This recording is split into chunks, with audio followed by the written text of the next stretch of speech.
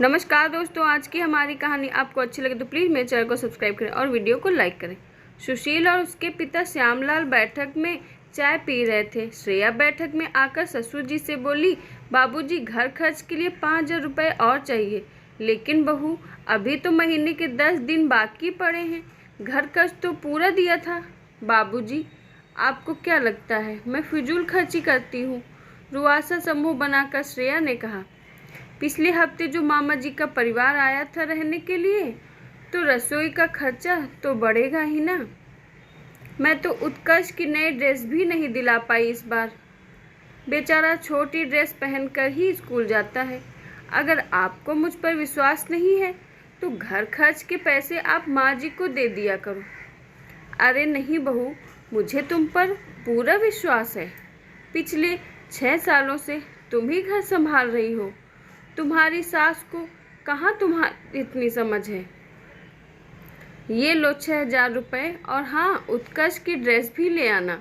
ससुर जी के हाथ से पैसे लेकर श्रेया चेहरे पर विजयी मुस्कान लिए चली गई।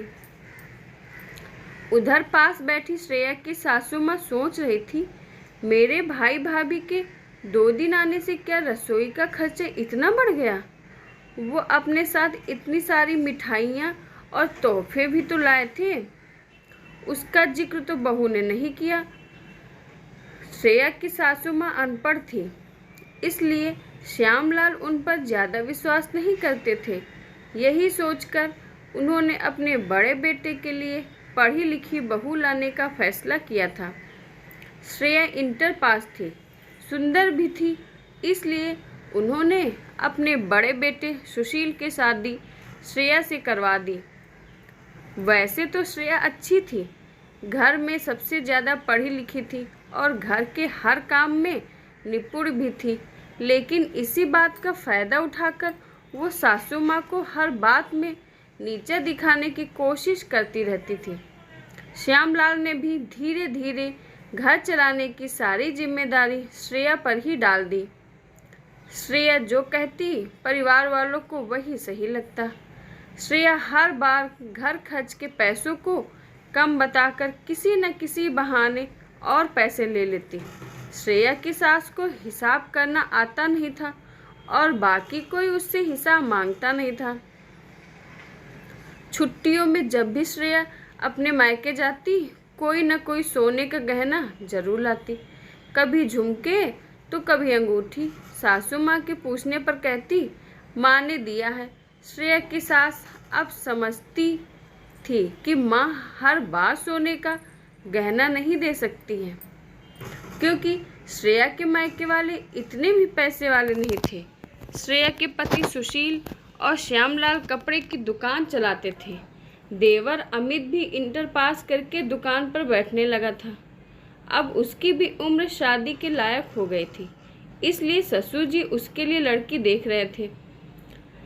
श्रेया को बस यही चिंता सता रही थी कि कहीं अमित की दुल्हन उससे ज़्यादा पढ़ी लिखी ना आ जाए, लेकिन श्यामलाल को तो दूसरी बहू भी पढ़ी लिखी ही चाहिए थी। श्रेया ने अपनी तरफ से कोशिश तो की, लेकिन फिर भी देवरानी बीए पास ही आ गई। देवरानी काव्या बहुत ही समझदार और मिलनसार थी। कार्यकुशलता में भी वो श्रेया को भी पीछे छोड़ती थी।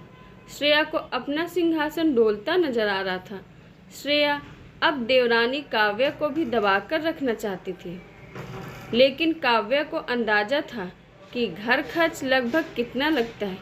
धीरे धीरे जेठानी श्रेया के द्वारा बार बार और पैसे मांगने पर उसे शक होने लगा। अब वो घर खर्च का ध्यान रखने लगी। अपने पति और ससुर की मेहनत की कमाई को वो कैसे जेठानी जी की तिजोरी में जाने देती।